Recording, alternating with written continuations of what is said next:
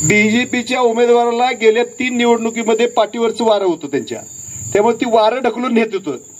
उमेदवाराची कर्तबगारी काही नाही, पण बाळासाहेब होनमोरे सारखे संपर्क आणि ग्रामीण भागामध्ये असणारा टच किंवा सर्वसामान्य माणसामध्ये असणारं नाव हे दुसरं कुणाला मिळणार नाही. ते वेळेनुसार प्रत्येकाचा हिशोब केला जातो. बीजेपी विरोधीचं मतदान भरपूर आहे, पण आज त्या मांजरा गळ्यात घंटा कोणी बांधायचा हा विषय झालाय की बीजेपीच्या उमेदवाराला वाटतं की मी माझ्यासारखा पैलवान जगत जात आहे, म्हणजे मी जग जिंकले.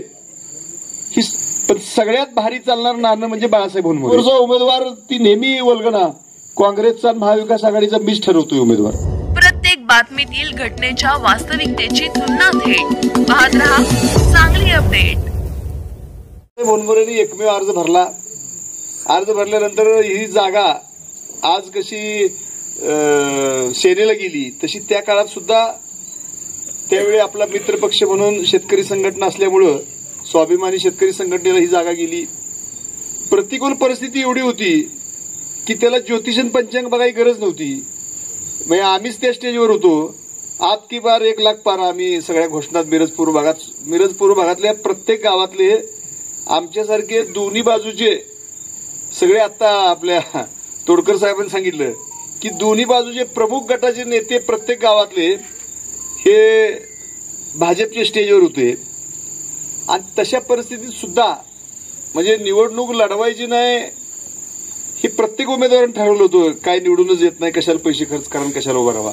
अशा परिस्थितीत सुद्धा नेत्यांच्या शब्दाला मान देऊन शेतकरी संघटनेतली सुद्धा उमेदवारी होनमोरे साहेबांनी त्या काळात घेतली.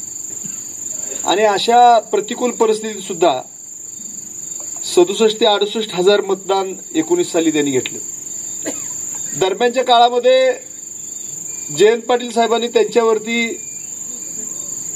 2014ला राष्ट्रवादीची उमेदवारी दिली. 19ला मतदारसंघ सेनेला गेल्यानंतर त्यांनीच विनंती केली की संघटनेमधून तुम्ही जावा, उभा राहा. आता 14च्या पराभवानंतर त्यांना जिल्हा बँकेत त्यांना संचालक केलं साहेबांनी. त्यानंतर कालची जिल्हा बँकेत निवडणूक झाली. त्यावेळी मी साहेबांना विचारलं की मिरज तालुक्यात राष्ट्रवादीला तुम्ही किती संचालक घेणार आहे, कारण आमच्या डोक्यात होता आमचा नंबर बँकेला लागतोय का. साहेबांना म्हणलं होनमोरे साहेबाला घेणार आहे का, कारण मिरज तालुक्यातनं काँग्रेसचे 1-2 किंवा राष्ट्रवादीचे 1-2 त्यात मनोज बाबा इच्छुक होते. त्यामुळे आम्ही म्हणलं साहेबांना मागासवर्गीय आणि बाळासाहेबाला ठेवणार आहे का दुसरं कुठे जिल्ह्यात तुमच्या डोक्यात आहे. साहेबांनी मला सांगितलं की बाळासाहेबांना आता नाही जर आपण दिलं थांबवलं तर म्हणले लोकांच्या मेसेज चुकीचा जाईल. आपण बाळासाहेबांना म्हणजे मागं सारलंय काय, त्यामुळे लोक सुद्धा उद्या विचारणार नाहीत. त्यामुळे बाळासाहेबांना आपण कंटिन्यू करायचं आहे असं साहेबांनी सांगितलं. आणि जयंत पाटलांनी मी बघितलं राष्ट्रवादीत आल्यापासून मिरजेत किंवा मिरज पूर्व भागात कुठे जरी कार्यक्रम असला तर बाळासाहेब हे उद्या आपल्या ह्याचे उमेदवार आहेत, त्या दृष्टीने त्यांना म्हणजे त्यांच्या भाषणात असेल किंवा त्यांना जी ट्रीटमेंट असेल ती त्या पद्धतीची साहेबांनी दिली.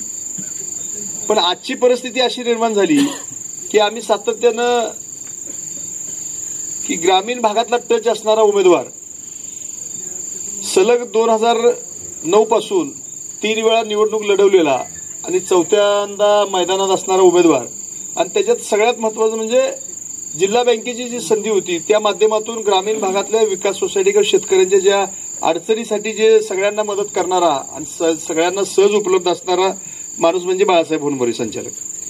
त्यामुळं त्यांचा असणारा कॉन्टॅक्ट, लोकांच्यात असणारं नाव, घराघरापर्यंत असणारं हे, त्यामुळे आम्ही सातत्यानं साहेबांना सांगत आलो काही झालं कोण म्हणजे कोण उमेदवार कोणाच्या संपर्कात आहे, कोण साहेबांना बरेच उमेदवार येऊन भेटले वगैरे वगैरे. पण आम्ही नेहमी सांगत होतो की एकच, पैसे कोणाकडे जास्त असतील, कोण कमी असेल, कोण जास्त असेल, काय असेल, पण बाळासाहेब होनमोरे सारखे संपर्क आणि ग्रामीण भागामध्ये असणारा टच किंवा सर्वसामान्य माणसामध्ये असणारं नाव हे दुसरं कुणाला मिळणार नाही. त्यामुळे आपण यांचा विचार करावा. आणि मग साहेबांची भूमिका होती. पण महाविकास आघाडीमध्ये जिल्ह्यातल्या 2 आणि 3 असे 3 राष्ट्रवादीचे विद्यमान आमदार, 2 काँग्रेसचे विद्यमान आमदार, त्याची विभागणी झाली. उरलेल्या 3 मतदारसंघात 3 पक्षांना एक. सांगली मतदारसंघ हा काँग्रेसला देणंच भाग होता, तिथं कुणाची मागणीच नव्हती सेनेची किंवा राष्ट्रवादीची सांगलीला. आणि उरला प्रश्न खानापूर आणि मिरजचा. मिरज आणि खानापूरमध्ये राष्ट्रवादी एक आणि शिवसेना एक असा विषय होता. त्या दोन्ही मतदारसंघ शिवसेने आम्ही 3 दिवस मुंबईत होतो, आधी एकदा 2दा जाऊन आलो, परत आणि 2-3 दिवस शेवटच होतो. संजय राऊत साहेबांची मागणी खानापूर पण आणि मिरज पण दोन्ही पण सेनेला पाहिजे होती. मग शेवटी खानापूर त्यांनी सोडला आणि मिरजमध्ये आम्ही काही सोडणार नाही म्हटले, कारण खानापूरची त्यांची मागणीच नव्हती सेनेची. त्यामुळे मिरजवर आमचा दावा कायम राहणार म्हणले. आणि म्हणून मग साहेबांनी आदल्या दिवशी रविवारी एबी फॉर्म दिला. त्याच्या आदल्या दिवशी शुक्रवारी रात्री फोन आला मला की उद्या वनमोरे साहेबांना घेऊन या. मग आम्ही म्हणलं काय शेवटपर्यंत बघा राष्ट्रवादीलाच मिळतोय का. ते म्हणले सेनेला एक मतदारसंघ द्यावा लागणार आहे आणि काहीच सेनेला देऊन जिल्ह्यामध्ये चालत नाही कुठलाच मतदारसंघ. आमचा प्रयत्न होता म्हणले पण नाही सक्सेस झालं.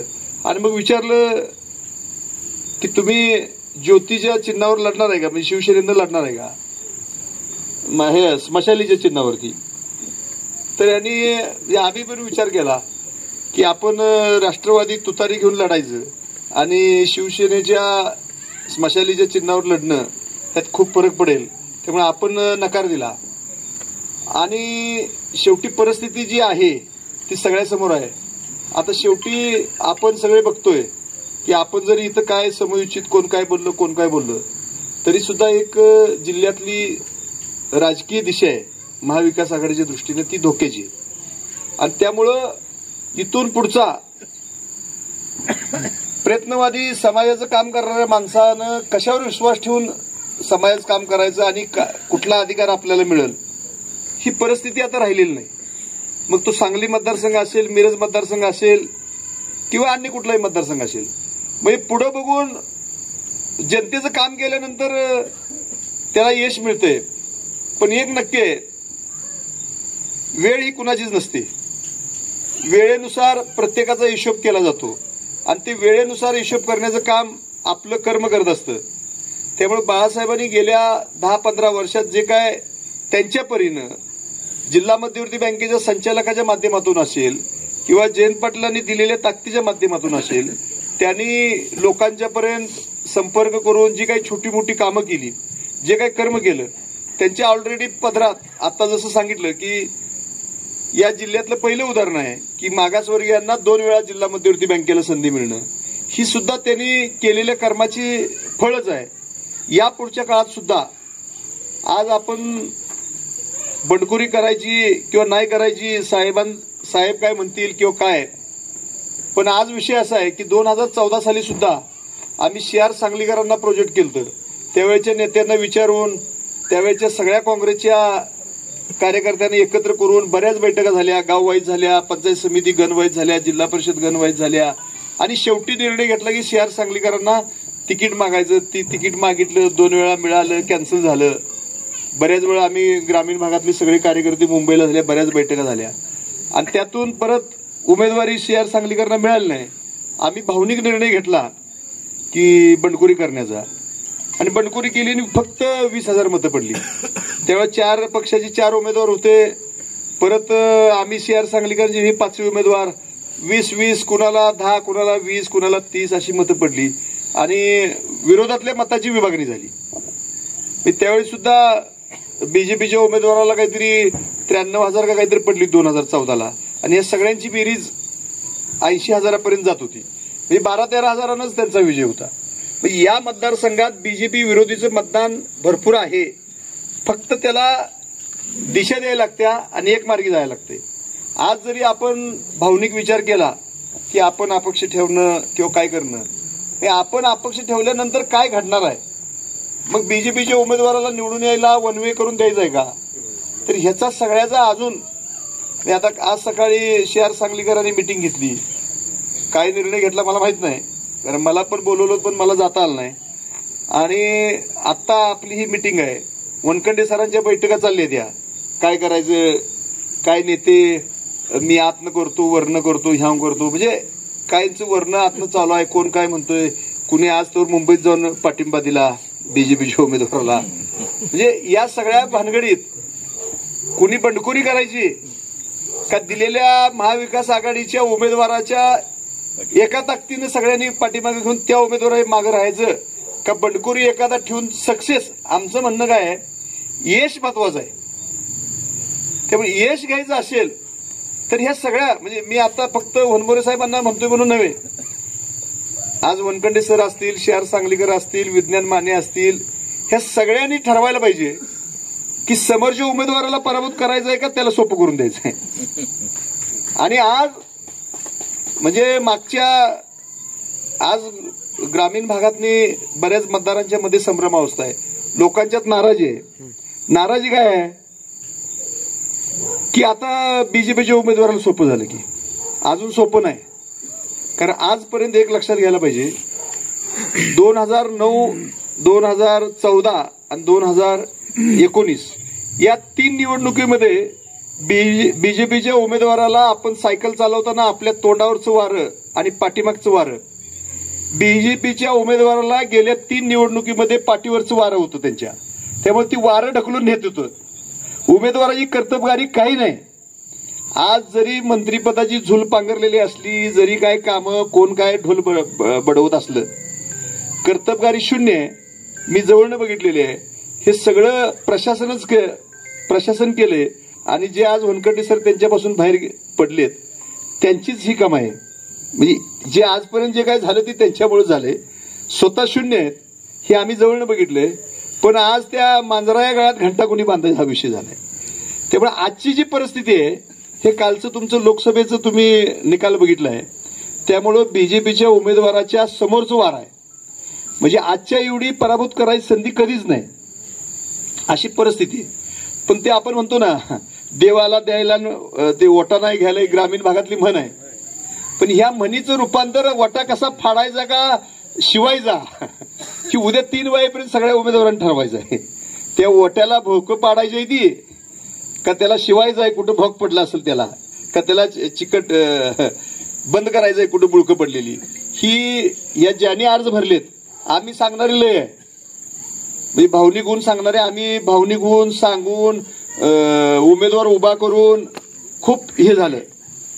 पण आज खऱ्या अर्थानं, आणि मला दुसरं एक या ठिकाणी सांगायचं आहे की बीजेपीच्या उमेदवाराला वाटतं की मी माझ्यासारखा पैलवान जगत जेत आहे, म्हणजे मी जग जिंकले. ही समोरचे जे सगळे उमेदवार आहेत हे सगळे खसपाट आहेत माझ्या दृष्टीनं, किंवा चिल्लर आहे. मग हे चिल्लर एकदा एका स्टेजवर येऊन या चिल्लरने एकदा ताकद दाखवण्याची ही खरी वेळ आहे. त्यामुळं या सगळ्या उमेदवारांनी किंवा त्यांच्या कार्यकर्त्यांनी खऱ्या अर्थानं समोरच्याचा पराभव करायचा आहे. आणि ते पराभव आज सुद्धा होऊ शकतो. फक्त एका स्टेजवर हे सगळे एका स्टेजवर आलं की अशक्य काही नाही. कारण त्या उमेदवाराच्या तोंडावरचं वार आहे आणि ह्या उमेदवाराच्या पाठीशी वारं होणार आहे. ही उद्या 3 वाजता ठरणार आहे. त्यामुळे आज कुणाच्या भावना, आज होनमोरे साहेबांनी सुद्धा, म्हणजे मी ह्या बीजेपीच्या उमेदवाराविरोधात, पक्ष वेगळे असतील, उमेदवार वेगळे असतील, पण सगळ्यात भारी चालणार नाणं म्हणजे बाळासाहेब होनमोरे.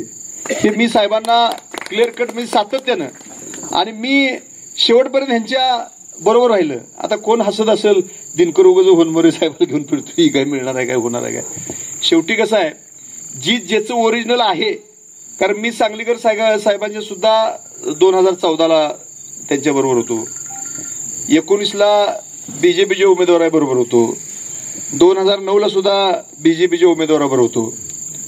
पण आजची परिस्थिती बघितली तर अतिशय सोपं बीजेपीच्या उमेदवाराला पाडणं सोपं आहे. जरी नेते, पक्ष, आघाड्या काही जरी कारस्थानं होत असतील आणि त्याचा अन्याय आपल्यावर होत असला, तर अन्याय खऱ्या अर्थानं दूर करण्याची, कुणी काय अन्याय केला तर तुम्ही आम्ही सगळे एकत्र येऊन हा अन्याय परतवण्याची ताकद तुमच्या आमच्या मतामध्ये आहे. निराश नाराज होण्याची गरज नाही. फक्त या अर्ज भरलेल्या उमेदवारांनी आणि त्यांच्या कार्यकर्त्यांनी जर ठरवलं तर अशक्य नाही, हे शक्य आहे. की उद्या 3 वाजेपर्यंत त्यांना जर चांगली सुबुद्धी दिली तर निश्चितपणे समोरच्या बीजेपीच्या उमेदवाराचा सुद्धा पराभव होऊ शकतो. ह्याच्यात काही तीळमात्र शंका नाही. आता प्रश्न उरतो प्रत्येकाचं, म्हणजे होनमोरे साहेबांचं कार्य, त्यांनी दिलेलं गेल्या 10-15 वर्षातलं योगदान. आज वनखंडे सरांनी गेल्या 10-15 वर्षात ते त्यांच्याबरोबर होते, बाहेर पडून आता 6 महिने वर्षात त्यांनी त्यांच्या पद्धतीनं लोकांच्यात जाऊन लोकांचा संपर्क असेल, त्यांनी राबवलेले कार्यक्रम असतील, हे प्रत्येका ठिकाणी प्रत्येकानं आपापल्या परीनं आपापल्या ताकदीनं त्यांनी काम केलेलं आहे. आता तू का मी म्हणत बसण्याची वेळ नाही. आता कुठल्या तरी एका नावावरती एकमत करून सगळ्यांनी त्या नावाला पुढे घेऊन जाण्याची. आणि आता आपण, कारण एक आहे, या मतदारसंघात बीजेपीला 10 वेळा हरवण्याची ताकद आहे. फक्त झालंय कसं, प्रत्येक वेळेला काहीतरी कारण घडून, मग ते पहिल्यांदा दंगलीचं घडलं, 9ला मोदी लाट आली, 19ला मजबूत झाली आणि आता उतरती लागल्या. उतरतीला सगळ्यांनी एक जिनशी लढलं तर आज सुद्धा अशक्य नाही. मग नेते तुमच्याबरोबर असो नसो, फक्त लोकांच्यात उद्या 3 नंतर एवढा मेसेज गेला की आमका उमेदवार राहिला आणि त्या सगळ्या उमेदवारांनी एक दिलानं त्यांना पाठिंबा दिलाय. आणि नुसता पाठिंबा द्यायच नाही तर त्या सगळ्या उमेदवारांनी प्रचारात आघाडीवर राहून त्या व्यासपीठावर उपस्थित पाहिजे. तर पाठिंबा दिला, अर्ज मागे काढून घेतला आणि मी माझ्या कामाला लागलो असं नाही. कारण तुम्हाला जर तिची चीड असेल, समोरचा उमेदवार ती नेहमी वल्गना काँग्रेसचा महाविकास आघाडीचा मीच ठरवतोय उमेदवार, म्हणजे हे कोणतरी वेगळं, ही जर तुम्हाला त्याची जर खरा राग येत असेल या उमेदवारांना आणि त्यांना फुलवून उभा राहावा म्हणणाऱ्या कार्यकर्त्यांना जर त्याचे हे करायचं असेल, ही खरी उद्या दुपारी 3 वाजेपर्यंतची वेळ आहे. हुरमोरे साहेबांनी जे काम केलं ते प्रश्नच नाही.